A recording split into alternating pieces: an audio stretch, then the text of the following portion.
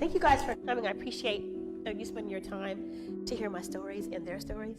So I'm Lola, Wilcox Moore, and I am the repairer of the breach. I'm working on repairing the breach in my paternal lineage. So my great-great-grandpa, Henry, was born in 1833. He had about 11 children, roughly.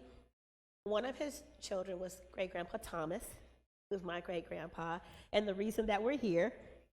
And Thomas married Tilla. And so Henry founded the Wilcox Ranch, and my great-grandpa Thomas was the one child that remained, as far as I know, to work side by side with his dad. My great-grandpa Thomas never worked for any man in his whole life, from 1877 to 1941, self-employed except working with his dad. And he and my great-grandma Tilla expanded the ranch. And we're here 153 years later, which is pretty amazing for any people, not just black people, but for anybody. That's a huge feat. And so I am a fifth-generation Freedmen Settlement descendant. So the story goes that when great-grandpa Henry was kidnapped from his country and brought to this country, he was initially enslaved in Kentucky and then landed right here in Seguin. Yes, chattel slavery was right here in Seguin. So when he got his free papers, he walked a dozen miles to Jake's Colony, which is a freedmen settlement actually founded by one of Tilla's cousins, Jacob Rogers. So if you don't know what a freedmen settlement is, it is basically a city within a city where when black people were freed, they communed and connected and found whatever relatives they could find to build their own communities. They are self-sufficient. They have their own infrastructure. For instance, Jake's Colony, where we hail from, had its own Rosenwald School, its own Methodist church, its own cemetery, and several working black ranches. Back then, there were about 70 working black ranches in Jake's Colony, and we're the last ones. So I love my work because I get to amend American history just by being myself and telling the story as it is. So many people, like, now that the story's out, they hear the Wilcox name and they want to, say, oh, I'm a Wilcox. You very well may be a Wilcox. I cannot dispute that. But this work is specifically Thomas and Tilla. Thomas and Tilla Wilcox. That's what we're talking about here. So the house that we live in is the house that my great-grandpa Thomas built over a century ago. The house that my grandmother was born and raised in, and all of her siblings, right? There's 11 of them. My grandmother, Ella J. Wilcox Moore, her sister Marianne, they were the last two surviving of the 11 children. And so there are so many full circle moments for me with this work, like being at the library is one of those, for instance. So the old library was a far cry from this building. If you haven't toured the building, definitely do so, because upstairs is really nice, like you're in the trees. I love the building, and I frequent the library. So it is a full circle moment for me to be talking at the library, right? And how that came to be is definitely serendipity. I didn't orchestrate it myself. I could not. So Dr. De La Rosa talked to a reporter, called a reporter, who did an article about us maybe a year or two ago in the Seguin Gazette. And she called me, and we started talking, but I have to tell about the phone call. So when she called me, I returned her call, and the person that answered the phone said, I said, hey, this is Lola. I didn't get to finish anything, right? So she probably thought I was a solicitor. She goes, you have the wrong number, right? Or whatever. She hung up, and I was like, she thought I was a solicitor? Are you kidding me? I said, so you just call back one more time. One more time. And I called back, and then I think she got the message. She called back, and she goes, I apologize because that was my niece. So her niece said to her, do you know Lola? And she said no, and hung up on me. So she didn't know me, right? So she did. I mean, it was kind of awkward for me and for her, but yeah, she did. She didn't know Lola, right? You know Lola? No, I don't. And so so we started talking, and she's the reason that I'm here. Dr. Lola is the reason I'm here because the Big Read did a project, National Endowment for the Arts, with Texas Lutheran, with Teatro de Artes de Seguin, and the library. So it came about in a kind of a convoluted way because I thought I'd be speaking at your program in October, September, whatever, September actually, right? And it turns out, no, I ended up talking to Texas Lutheran instead. But Dr. Del Rosa and I made a real connection, and so that's why I'm here. That's the reason I'm here. It's not my own doing, and so it's pretty amazing that this is happening because I didn't orchestrate it myself. Like much of my work happens like organically. And so I believe in spiritual things. A lot of people may think that's kind of weird in some ways. I don't mean religion, I mean spiritual things. Like I am clearly one of the chosen ones for sure to repair the breach in my lineage. Not because I say so, just because it is, right? And so in utero, this is happening, or probably before my parents ever met, possibly is what I believe really, that I believe that the Most High and some of my ancestors know some shit that we don't know, right? And so in so doing, they knew my personality would be different. They knew that I would march to the beat of a different drum. They knew I had the gift to gab, to be creative and to be very clear about who I am, right? And so, and my brain's not very linear. Not the most organized person, if I'm truthful. But the way my work is, I can't get bored because I have a pretty short attention span, if I'm honest. But with this work, there's so many pieces, so many tentacles, I can never get bored. And I mean a lot of pieces. There are stories that are yet to be written. There are things we've yet to discover. And what we already have is pretty amazing. Like we have a plethora of stuff. These people, my great-grandpa Thomas, my great-grandma Tilla, were amazing to me. Like I have such reverence for them. I feel incredibly honored to be chosen to repair the breach in their lineage. That is a high calling for me. It's a huge responsibility and often lonely. My brother also has that calling. Like we didn't choose the work, it chose us. And another example of that is my brother. There's somewhere on these panels, he's with the cows as like a 9-year-old kid or whatever, right? And the same thing today, almost 50 years later. So we didn't do this on purpose. It's like we've been living the story, it's coursing through our veins. It's not an Ancestry.com story. It's not at all. We haven't used that much because we haven't had to. They left us a Bible. There's like a Bible that's over a century old. The house, the cemetery was land that my great-grandpa Thomas purchased from his cousin Daniel Ridley in 1919. So it's Jake's Colony Cemetery, also known as Ridley Cemetery. And we applied for a marker, a historical marker from the Texas Historical Commission, which will be inscribed this year. So that's a huge honor for us to be able to secure their resting place, because at this cemetery we have 4 generations. My great-great-grandparents, Mary and Henry, are buried there. My great-grandparents, Thomas and Tilla, are buried there. My grandparents, Ella and Irvin, are buried there, and our dads are buried there. Malcolm's my first cousin, his dad's buried there, and my brother, our dad's buried there.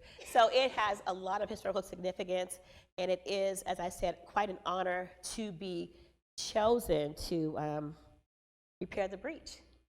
Because in my parents' generation, things began to unravel. So like in the 30s, a lot of, not just 30s, but decades before and after, Black folks began to migrate to the west and to the north, right? And some people call it the Great Migration. Well, for me, I'm thinking, I'm not really sure how great that migration was. Because with that migration, we lost a lot of things. A lot of autonomy, a lot of, you know, like, it's like to be independent and have everything your own and be like insulated in your own community is very different than attempting to assimilate, right? So people talk about the civil rights movement, all that stuff, and integration, but really we just have desegregation. And that's not exactly integration, right? Just because people of different ethnicities can walk together or shop at the same grocery store, go to the same schools, even live in the same neighborhoods, doesn't mean our lives intersect. Doesn't mean that that's a fallacy, like American history, much like American history, right? So what we're taught is like a fairy tale, really. If I'm honest and truthful about the story, we've been told a boatload of lies, really. Like, you wouldn't even know that we were really here, right? And so even the land that we're on, like the Tonkawa tribe long before us probably, and there's another story about all African Americans ain't African. We won't go into that whole piece of history, but there's a lot of, trickery going on with who the indigenous people were in this land, right? But we know that whoever they were, they're melanated people that look like us, right? And so with this great migration, we moved from being an agricultural people to like being industrial. You know, women start leaving the households, working in factories, people move to different locations, and we start to separate, you know what I mean? And so how I was raised, I was born into a household with 4 generations. My great-grandma Tilla, my grandmother Ella J, and my dad, right? Today, that is like another world. Like, if I wasn't in it, I would never know it existed. That's how different we live today, right? We're very siloed and separated. Like, many of us don't even know about our ancestors, right? Where they come from. Like, I could ask a lot of relatives who these people are, they wouldn't be able to tell you. Disconnected, right? And I also understand everybody's got different assignments, right? We all come to the planet to do different things. You can't do what I came to do. I can't do what you came to do, right? So my philosophy is just stay in your own lane, right? Just be who you are and do that. And I'm really good at that. I'm really good at that. So I love that these people thought about us long before we got here. There was some consideration, some forethought. First of all, to purchase land in 1870, a black man, right, who just had his shackles removed and was quote unquote freed, purchase land before he turned 37 years old is an amazing feat, right? So we have the deed from 1870. In the deed, it says it will belong to his heirs forever and ever. And so, early 1900s, Thomas and Tilla began to purchase more land, right, to grow the Wilcox Ranch. Well, we know that Wilcox Ranch is Jake's colony. And we've been there all this time. Like, we've never left that land or that house or that sacred space, right? We have not. And that is pretty incredible, pretty impressive. And it's hard to impress me, but I'm very impressed by these people because of what they did. I'm like, how the hell do you walk out of chattel slavery and start a community, right? How the hell did that happen? How do you start your own schools, build your own houses, right? Start your own cemeteries. How does that happen? So that tells me that people had to be incredibly, like, way intelligent, right? Very creative, very tenacious, right? Their intellect amazes me because I couldn't pull that off. Even today, I think I'm so smart. We think we're so smart with our letters and our titles and everything, right? I don't know how they did it still today. I'm still questioning and learning. Like, how did they pull this off? So Henry and Mary had these children. Can you bring my water? Thanks. So Henry and Mary had these children, and I don't know where the other children went. We just know that Thomas stayed. And so my work, our work, Restoration Project is focused on Thomas and Tilla and what they created and what we get to maintain, right? So we didn't do anything to create this legacy. We were just born, right? So people act like you did some work. We didn't do any work to do that. We were just born, that's it. And so what I'm grateful for is that they thought about us. It still amazes me today. Like, these people, like, what the hell? I'm amazed that they were thinking about us. And they always said, hold on to the land, remember who you are, don't separate, you know what I mean? Don't sever the ties. Remember who you are and what we did and who we are. And so my work gets to repair that breach that happened with my parents' generation because people lost a lot of who they are and where they come from because we got caught up on other things. And all of us are caught up on other things. This world teaches us to validate ourselves by everything external, right? The letters before my name or after my name, my house, my car, my retirement plan, right? All that shit.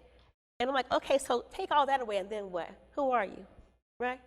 What are you? Do we even know? Most people don't. We just know what we're programmed to be and do, right? Mostly. Well, I think that kind of like, I missed that part. So I get to march to the beat of a different drum and do things that are creative and that are definitely different, set apart, no question about it. And I was born that way, unapologetically so. Yes, it makes it difficult to tread in the society because the society is set up a certain way, right? And when you're like different, as we call it, like neurodivergent, they have titles for us: highly sensitive people, ADHD, whatever they want to say, whatever it is. But I have no problem with the titles because I'm clear about who I am and what I came to do. And so everybody's got stories, but most people are going to die with their stories. That's a choice we're making. And so, yes, you may not have this legacy, 153 years in a ranch that your great-great-grandpa founded and your great-grandma and your great-grandpa solidified and expanded, but you still got amazing stories nevertheless. So part of my work is to encourage other people to tell their stories. Think about who you are, where you come from, and for me, most importantly, why are you here? What'd you come for, right? And so I didn't come to fit in, obviously. That's all. I don't need to say that part, right? I came to shake things up for sure, to inspire other people to think about things they don't normally think about. Most people are thinking about, who am I? What do I feel? What do I really want to do? That's not how we're trained. But that's how my brain is. So I encourage everybody to think about where they come from, who they are, and why you're here. And trust me, it's not about your job or your title or your car or your house. If you think it's those things, you've really missed it, okay? So I encourage people to go a little bit deeper, go a little bit higher, and really think about, when I leave here, what's left behind, you know? So these people gave me an amazing gift. I can't even take credit for it myself. But in telling their stories, I get to amend American history. And in repairing the breach in their lineage, I'm creating my own lineage, my own amazing stories, just by being who I am and telling their stories. That's all I have to do. That's it. And so I love the fact that, because I'm a teacher, a writer, you know, and I feel like this is a part of American history that was whited out. But I'm tripping like, how the hell do you tell back American history without us? Without melanated people? Are you crazy? Like, that can't even be. That just cannot be. So at the talk in October, I got a message from a student, and she said, it was an amazing presentation. I had an amazing time. I feel very inspired. And I grew up right down the way from Jake's Colony, and I never knew where the name came from. I didn't know what a Freedmen Settlement was, and this is right in my backyard. So I was like, that's a perfect example of me just telling the stories, and I'm into American history, something she didn't know, and she lives right here in Seguin, right? And another reason that people don't know is because it is safer for us to fly under the radar. Because if you know, historically, when black folks do something, white folks always come destroy it or steal it, right? They find a way. That's history. That's American history. So, for instance, in 1900, black folks owned 15 million acres of land, right? Today, maybe 2% of that land is left. 2%. So the great land theft is a very popular theme that I read about in history, but now we're living it. We've heard about it for generations in our family, right? And we're still living with it today. 2023, they still come for us. And I was like, you didn't get the memo? Like, really, you might want to choose somebody else to come for. Really, you just might want to. Because one thing we're clear about is who we are and why we are and where we are and whose we are. And those pieces keep me rooted and grounded. It's way beyond me. And I love that because it's not just about me. It's so much bigger than me, right? It's so many things that when I leave here, their place will be cemented in American history. No question about it. It's already done, probably if I died tonight, right? But there's so much more to do. Like, my children's book hasn't come out yet. The coffee table book, short stories, and documentary are the next things I want to work on, and curriculum development. Because people act like black people's history started with slavery. And I was like, what the hell? Are you kidding me? Like, seriously? Like, no. Let's get this straight. I am, therefore you are. Okay? Let's not get it twisted. And so we've been told so many lies. It's up to each one of us, though, to educate ourselves, right? If you want to know the truth, you can find out. It's right there at your fingertips, but you have to want to know things too, right? So for me, and my spirit is always saying, like, know thyself. Know thyself. That's the premise I operate from. Like, I don't go by what society tells me. or what I was trained to be necessarily. I am who the Most High created me to be, and who these people created me to be. I love the fact that they knew me before I knew myself. They really did. They knew my brain would be different. They knew that I would have a tenacity like theirs, you know? I don't take no very easily, you know? I believe in things that don't make sense, the natural, because they showed me that, right? What they did is amazing. It's incomprehensible in so many ways.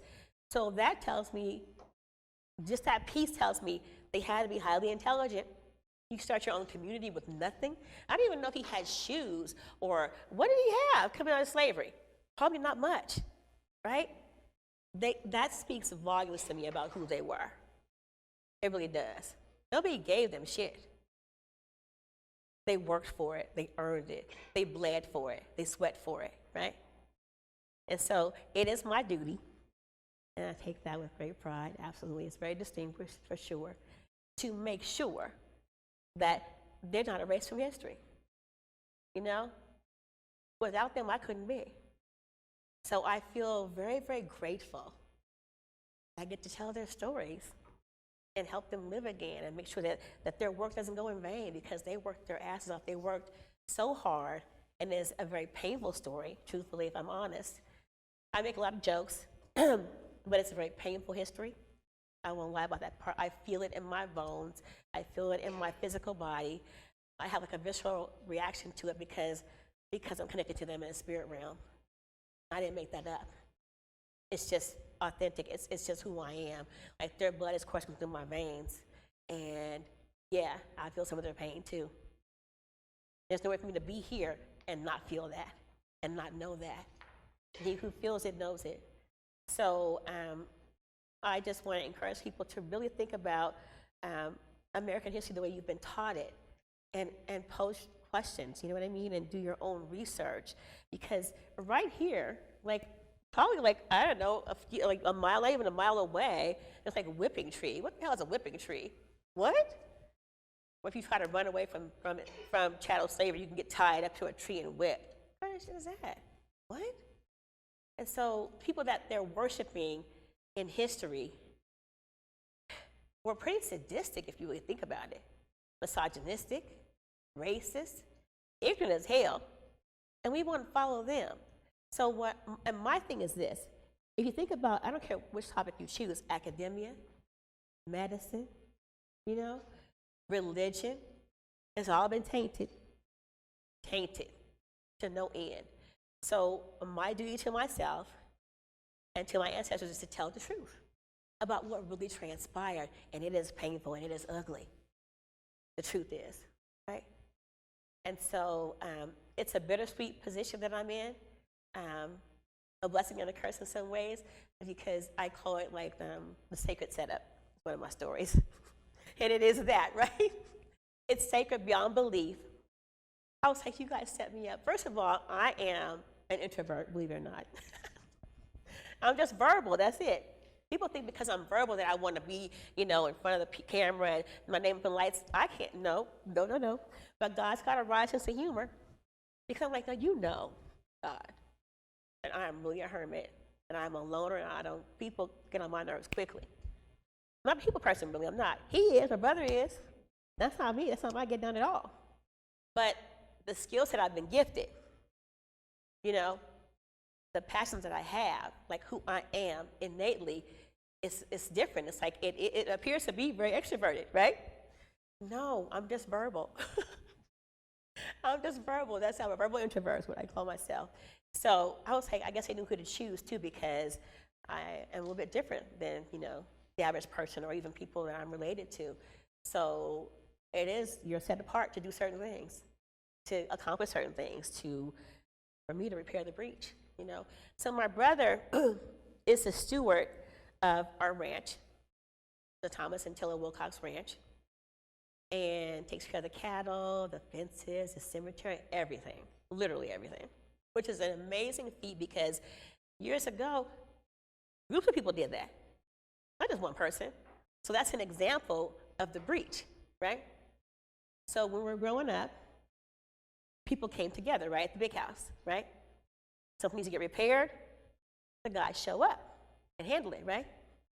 So the fact that he's doing it solely is evidence of a breach, a disconnection, you know? So part of my assignment in repairing the breach is to tell the stories. I get to spark conversations, arguments, disagreements, but the fact that we're talking about it is a part of repairing the breach, right? Because we've been doing things differently than our ancestors, it's going to be uncomfortable for us to have some realizations and do things better, to grow, to stretch. And so as an elder, because we're the elders now, right? That's our charge, to do the work. It's our duty to talk to other people in your pool of relatives, to inform them, to enlighten them. Something I notice about the work is when I'm telling the stories, it always sparks something else in somebody else to tell a story. Like my cousin will tell a story about somebody, oh, remember this, blah, blah, blah, blah. Without me doing the work, it probably wouldn't come up, right? And everybody that I've talked to, relatives, they tell me stories, I write them down. Like random things I have written down. It's not random now, I know that, right? So, as I said, I believe we were set up to do the work, but we didn't really recognize that most of our lives. We're just living it, like most people, right? You just live your life. You have what you have, you know, you do what you do, right? You are where you are. But in probably in 2014, maybe 2014, I'm not sure, somewhere around there, I started thinking about things differently. I looked at my life and I was thinking, you got a lot of stuff, a lot of pieces, right? And I think it became evident to me, and I get like what I call downloads from the spirit realm. It's not me, I'm not hallucinating or anything like that. Like, Legacy Restoration Project came to me from the spirit realm, you know? The Emergence of Lola collection, the title of one of my collections of ancestral greeting cards. But something that became clear, I guess, around 2014 is that you're the repairer of the breach. And I was like, what? Yeah, the book of Isaiah talks about repairing the breach. And I read and I was like, oh, that's me, I guess it is. Oh shit, right? That's a lot of work. Who, what? Are you sure you sure? Like Gideon, like, are you sure about this, right? Yeah, the Most High, don't make no mistakes. Very clear. So what's interesting about this is we've been living this our whole life, right? But not through this lens. We've always been at the big house our whole life, right? Never left. And for my brother to be living there, doing what he was doing as a 9-year-old kid, and me, yes, at 9, I was writing letters, collecting stationery. That was always my thing. You'll never see me without paper and pen, ever. Unless somebody did something to me and I'm sick somewhere, stranded. But yeah, I'm always gonna have pen and paper with me. So we look at all the pieces, right? It's like they left us a box of puzzle pieces, and we are repairing the breach, put it together. The Bible, the cemetery, the house, the pictures, the letters, and our own lived experiences are a part of that. And so in 2014, we're talking, I'm thinking, I think something else going on here, right? And started looking at it through a different lens. It's clear you're repairing the breach. You guys are on a divine assignment. It's not a hobby. It's not something that we chose to do. It wasn't a conscious decision. It was a very spiritual decision that came from within. That we knew many years ago we would be at the big house, like when we're old together and it's gonna happen, right? Like, I don't live in Texas permanently, full time, I don't. But at some point I probably will, right? And so another full circle thing is that, like I said, if I'm writing letters as a 9-year-old kid, collecting stamps and stationery, and almost 50 years later I'm doing the same thing. I never stopped doing that. Like my brother never stopped being with the cattle. You know what I mean? Like doing what he's doing. Like what he does, don't really, me mending fences, probably not. Me cutting the grass, unlikely. Do I know one kind of hay from another? Well, no, right? But can he write? Can he write? Not. So we have very different parts of the assignment, right? Like what he does is a very necessary component to keep the ranch going, right? To keep it viable. I mean, come on, we're the last working Black-owned ranch in Jake's Colony. That is amazing. That's a huge responsibility, right? My part of the work is the griot. I tell the sacred stories. I do the writing, right? I make sure I've written him in the history. I make sure that what we do and what they did is not in vain. That no matter what I say, people get caught up on me and what I'm saying and how I'm saying it, they'll get past that, right? The truth of the matter is that because I do what I do and I am who I am, this stuff is going to outlive me, right? And that is really important to me. So 20 years ago, this is so crazy, I wrote a paper, and the last paragraph of the paper says, who were these people really? What were they really like? Do we share any kindred bonds? I wonder what kind of things we really have in common. I'd love to get into some of their heads and tell some of these yet untold, unwritten stories and write my way out of struggle and help some of these souls have a more peaceful rest. That was about 2004, right? Somewhere around there. So that paper, I promise you, when I wrote that paper, I was not thinking about them or any of this work at that time. But as I said, I already had a lot of the pieces in my life because I'm living it, but not viewing it through that lens, right? So the paper goes into a box, leather file box in the back of my son Cairo's closet for a dozen years. Maybe it was it was early 2000s. So 2002, as a matter of fact, I got it right, 2002. So it goes into a box. I got the grade. I remember where I was sitting or with the paper, because I was like, just want to complete the paper. That's all I was doing. And those words came to me. I didn't realize at that time I was speaking prophetically over my own life. So I like paper, so I kept the paper, right? The hard copy, yes. And thank God I did, because who has floppy disks today, right? So it's all divine. It's not me doing this though, right? So I find the paper a dozen years later. I think about that paragraph and I was like, you gotta be kidding me. In 2014, that's when it becomes clear, because God reveals things in time, right? To me, he's like headlights. Like headlights, you can only see so far ahead of you, right? You go that distance and then you see the rest, right? You don't see the whole destination at one time, right? So in 2014, I pulled the paper out, and I'm even amazed, like, oh, you're living this. That you wrote this, you posed these questions, but I wasn't expecting answers. I just wanted to finish the paper. Truly, I was not thinking about these people like that, or the work that I'm destined and ordained to do. I was like, let me hurry and wrap this paper up and get this completed and submitted. That's all I thought about. But there's always something else going on beneath the scenes, right? So I pulled out the hard copy of the paper, and I'm like, that's when I made my first ancestral greeting card in 2014. So it's crystal clear at that point, there's something else going on here, right? More than meets the eye, more than the average simpleton can see. And so I was like, this is something else. And then so I started getting all these unctions in my spirit and a lot of clarity, and some pieces come together.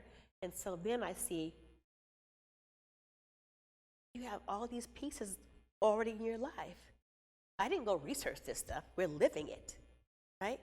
Nobody told me this. We're living these stories. It's coursing through my veins, through his veins, through her veins, through his veins, And we didn't make that happen.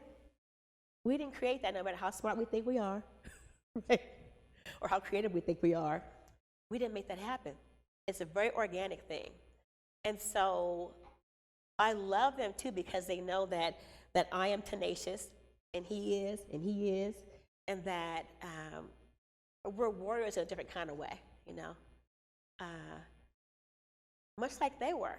They had to do a lot to protect that land and to stay in one piece, because a lot of Black people were terrorized off of their land, right? And this government was complicit in stealing land from people through documentation. All kinds of land theft was happening, right? And it's still happening today, really. So it's tripping me out today, if I'm honest, what's happening to us. People always come for us, right? Always. I was like, but you missed something. They forget the spiritual component, that there's a hedge of protection around us, right? And as Thomas and Tilla's descendants, we are obligated to stand in the world in a certain way, to tread a certain way. Understand? I'm a very no-nonsense. I know I laugh a lot. People think I'm kind of like whatever, but I'm a no-nonsense kind of person. No pretense. I don't do bullshit very well. I really don't. And playing games, probably not. Like I said, I'm really like a hermit. Like, you know, like I'd rather be left to myself, my own devices. It's just best that way. But my gifts are not for me, right? So I can't like hide them under the bushel, right? You got to bring them to the light. You got to show it. You got to tell it, because it's not about me. It's not, my gifts are not for me.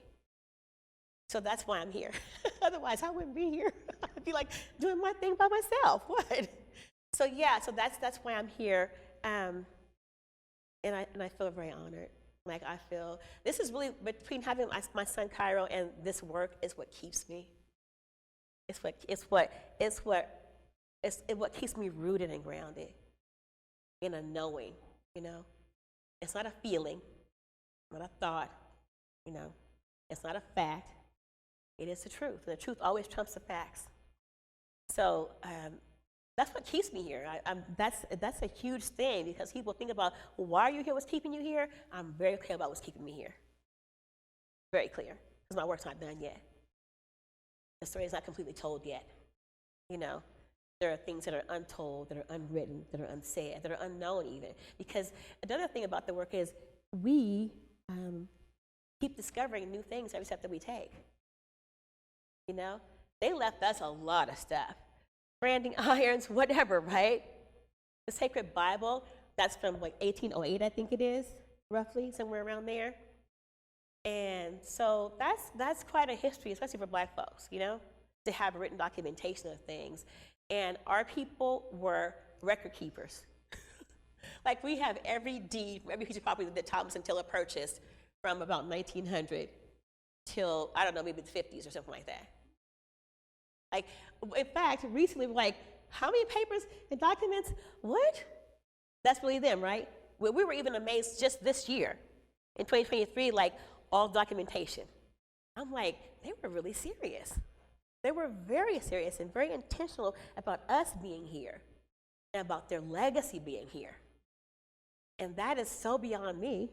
I didn't make it happen, you know, but I had the privilege, you know, the very distinguished honor of telling their stories. And I love it. I love it. I'm very, very grateful that they chose me, and I get to share these stories with people and American history, and that like kind of, you know, floats my boat in a lot of ways. It really does. So I will like if you guys have any questions or want to share some of your stories, that'd be good. I'm thankful that you guys showed up. Thank you. I appreciate your time. I do, and they do. So these panels tell part of the story. So take one of the rack cards with you. It's, I think, the first panel or so.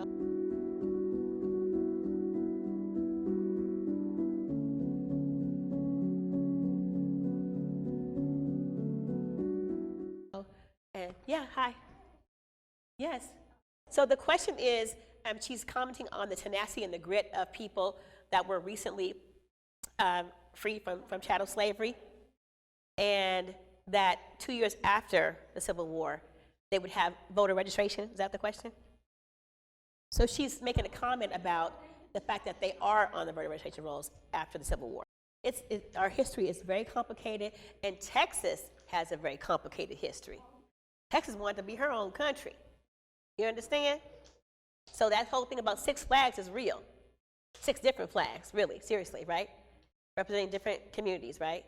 And so, yeah, Texas wasn't planning to do this, and the country surely wasn't planning for Black folks to still be here. So Lincoln about freeing the slaves, like, no, that's not how it went. He was trying, like, okay, we can't enslave them? Well, you better get them, take them somewhere. Where can they go? Where can they go? They got to get out of here. So this country wasn't designed for us to be here. It wasn't. It wasn't with education or anything. There was no place for you to be, right? If you're not working on a plantation for me, then I need to delete you. Whether that means kill you or export you, right? That's really how it went. You know? So, yeah, and so I really want to talk a little bit more about Texas. So Texas has the most Black people in the Union in the country, you know that? Because at one point, they have like, oh God, hundreds of thousands of people enslaved here. And you know what's peculiar about this? some people like to pretend that Texas didn't participate in chattel slavery.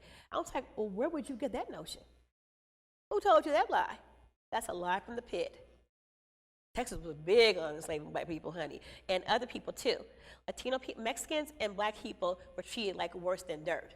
Like Texas, if people really study Texas history, it is very interesting. Aside from just American history, Texas history is such a convoluted, twisted thing. Really, it is.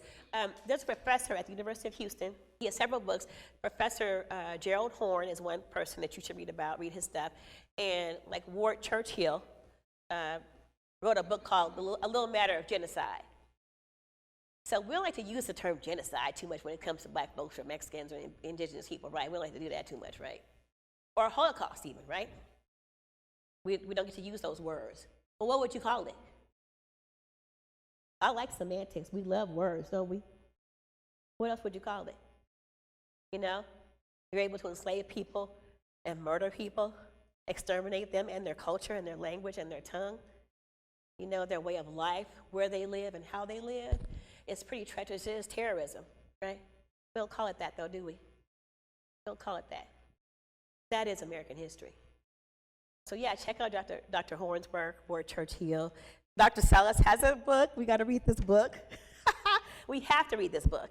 So Professor Salas is talking about the amount of slaves that were right here at Cibolo Creek in Bexar County, which is like San Antonio is in Bexar County, right? And we're here in Guadalupe County. And so what's interesting is that if you look at the history sometimes, you wouldn't really even know if they had slaves right here. Like you really would not know.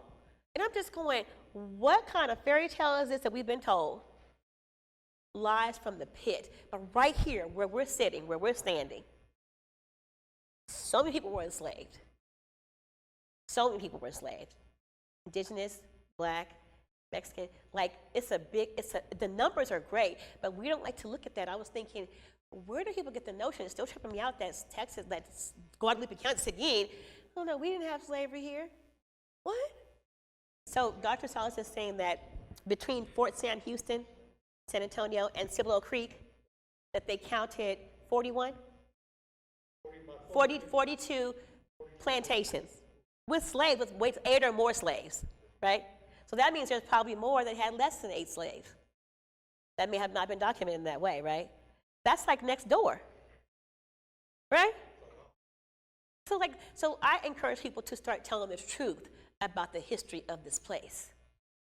And so one thing I'm clear about, Seguin's like a little clan town, because I went to the, what's it called, the historical something. No, it was, I don't know, no, it's not that, it was the Texas historical, what is it called? It was somewhere right here in Seguin, right? I'll never forget this. A few years back, I went in there, I walked in, I felt like I walked into a slave meeting or something, like, a plantation meeting. I was going, oh, now what's happening in here? It felt so uninviting, like just this weird vibe. And I was like, oh, this is a Klan meeting? What the hell did I step into, right? Funny thing though, years later, my brother goes to the same place. He described a very similar experience. Isn't that interesting? And they're holding Seguin's history, so they say. Yeah, that's it. In fact, I have a letter that I wrote with the people that I spoke to, their names, Smokey and somebody else, the director. I met 3-4 people. I was like, I spoke to so-and-so, and they were like this. I wrote it clearly. I love when I write down my notes and I'm clear, right? And so, yeah, I wrote that. That was like in 2007, maybe. It was quite a while ago. And he had a more recent experience going there, just, not because we discussed it beforehand, and described a very similar experience. I was like, isn't that interesting? Well, they're consistent with nothing else, right? The question is about acreage, about the ranch, and when it started, and how many acres it had, and how many now, and was there things happening through attrition, like historical things happening to people, and he says it happened a lot to Mexicans. So to answer the question, the deed from 1870, Henry purchased, was it 200 acres, I think? 200? That Henry purchased in 1870. 200 acres Henry purchased in 1870. And by 1900, this whole story is only about Thomas and Tilla. Thomas is Henry's child, right? That grew the ranch. By the time my great-grandpa passes away, he has lots and lots of land. Yeah, lots of land. He and his wife was the brains behind the operation, Tilla.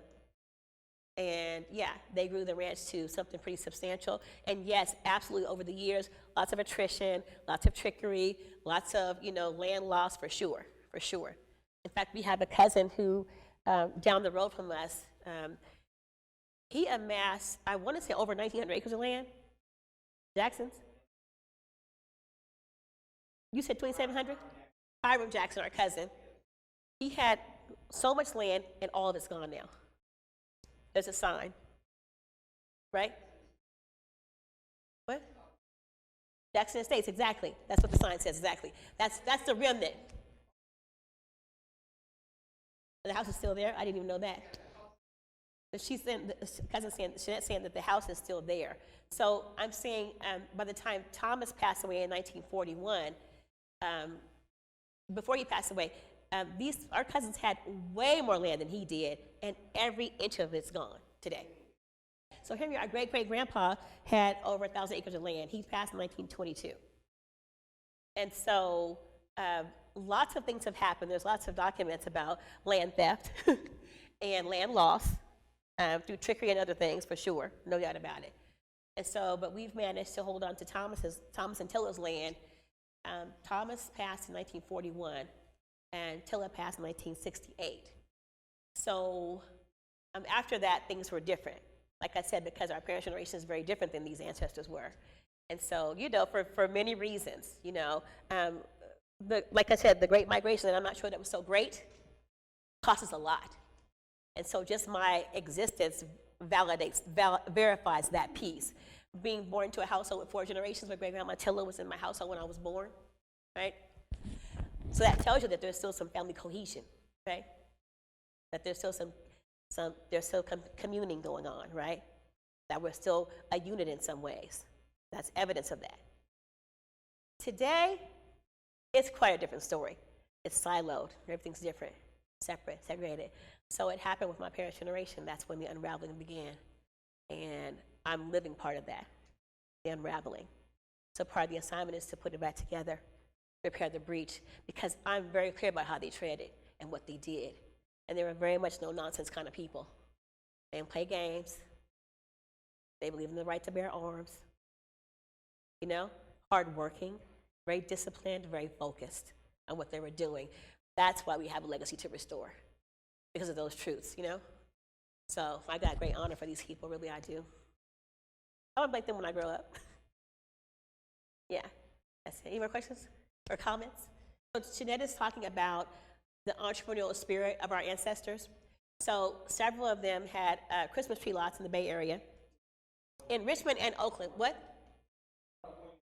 They moved to California in the 40s. Some of them moved to California in the 40s, and they would always come back here, back and forth, But they did establish residency in the 40s in California. And so 3 of my, in fact, let's see, I don't know if they're here, but 3 of my grandma's sisters. So TL, he had a barbershop. TL had a barbershop. And, some of them are over, I don't know. But so 3 of the sisters had a dress shop, the Wilcox dress shop in Oakland, I think in the 50s.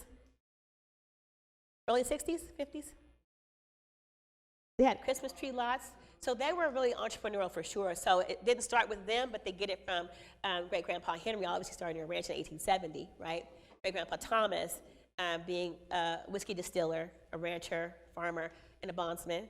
That's what, so within a 1-mile radius of each other. 1-mile radius, so they could walk to each other's homes when they moved to Berkeley. They did live in a 1-mile radius of each other, all the homes, all the siblings that moved to California. And then in the end, 2 moved back to the house. Well, Marianne never really left. She left for a while and moved back to Texas after her mother and sister passed away in '68. And so, so they came back, and so my grandmother and her sister Marianne were the last 2 of the 11 children to live in the house they were born and raised in. And one passed in 2005, and one passed in 2007. And something that was funny, they did an article on them in 2013. I don't remember the year. Oh, it was 17 years ago, 18 years ago. The Seguin Gazette came to the house and did an article about Marianne and my grandmother, Ella J. Wilcox Moore. And then fast forward until, I don't know, a year or 2 ago, we did an article about them. So it's like, I love that there's so many things that come full circle, and that, again, the bigger piece is that's going to outlive me. That's the piece I love the most. That when I'm gone, their story lives on. And that is amazing, right? So what's funny is, you know, I told you before that Black folks, we have about 2% of the land that we had, you know, in 1900, right? And they still want that. They still come for us, trickery, to this very day. I'm just like, could you just let people, you need to leave us alone now. You might want to go bark up another tree for sure. Because we have staying power, and we're going to stay right here, rooted in ground the way we have for 153 years. We're not going anywhere, not on our watch. We have work to do to repair the breach, to solidify things so that it outlives me and us another 153 years. That is one of the goals, for sure. And on our watch, it's happening. It's happening. Done. You know, because we're doing what we're doing. Because he's stewarding the ranch, because I'm doing the writing on the griot to, you know, make sure the stories are told, that they're written into history, the curriculum, all these things are happening. They will happen because they're supposed to happen. It's like we've all been grossly miseducated. So, but it's up to each one to do their own research though, right? Study and show yourself approved, right? Know thyself. And that's the premise I operate from. And they did too. I like that a lot. So I feel very fortunate. Yes, Dr. De La Rosa. Dr. De La Rosa is asking me to think of one fond memory with my relatives when I was growing up, the ranch. One fond memory is probably like the parties that we had. We always had lots of parties. They're very social people. They love to get together, right? And have parties and barbecue and stuff. So I remember the parties for sure. That was a big deal for us to be at the ranch. And really like to get, for us, it was always a party because if a group of us is there, it's very celebratory. It's very like, it's just this feeling that you have, like at the big house, a certain feeling there. You know what I mean? It's just a feeling that it's like, it's because it's such a part of us, right? And so being there, anytime we're there, we have that feeling. It's very sacred, very special. Like almost every time there's a special occasion to me. You know what I mean? Because we're there and together and because of the memories. You know, Malcolm lived at the big house as a kid. He lived there as a kid. You know, took the bus in Seguin. Oh my goodness, poor thing. The school bus came to the big house. It did. I mean, that's a trippy story to be like he lived at the big house as a kid. That's the truth for elders, you know what I mean? For some of our elder relatives, right? He's younger than I am, but he had that experience. So we all connected in different ways. The question was about if Black farmers are able to access the money that is set aside for, you know, old discrimination cases and things like that, right? And the blatant, truthful answer is most Black farmers will never access any of that funding. Because there's so much red tape and bureaucracy involved, the trickle-down theory is not exactly working for us in that regard. It sounds good, though. You said that this year there was $5 billion put aside. No, there's $2.2 billion put aside. Okay, and in the end, we'll see how many Black farmers actually, tactily, get those funds in their hands. Very few. Very few. So I hope that, you know, because there's a lot of rhetoric around it, but it would be lovely to see some things be repaired in that regard, right? That Black farmers actually get to access the funding to use it for what they need it for. And we still have a long way to go. Long way to go. I do. And can I show your book? Can I show your book? So yeah, and the Alamo is a whole other story. But Dr. Salas is here, and he wrote a book here, The Alamo, A Cradle of Lies, Slavery, and White Supremacy. Because, you know, people don't even know that they don't associate enslaved people with the Alamo. Black people in the Alamo, where would you get that? Oh, from the truth, right? Still to this day, Texas is resisting telling the truth about the Alamo, right? And where Black people were involved. Like most people will never know the Alamo and Black people, what's it got to do with slavery? And so people don't know that when they were freeing slaves in other places, people came to Texas so they could still keep the slaves. That's probably where George Wilcox came here, is because we can go to Seguin and keep our slaves and we're good. No, lots of people came here because they still had slavery. Lots of people were that we don't talk about. Yeah. Lots of people were. Like some indigenous tribes, you know, had plantations and held slaves. We don't talk about that stuff though. But so I really appreciate you guys coming. I love getting to tell their stories. I really love getting to tell their stories. And so just know that we're continuing to amend American history by telling their stories.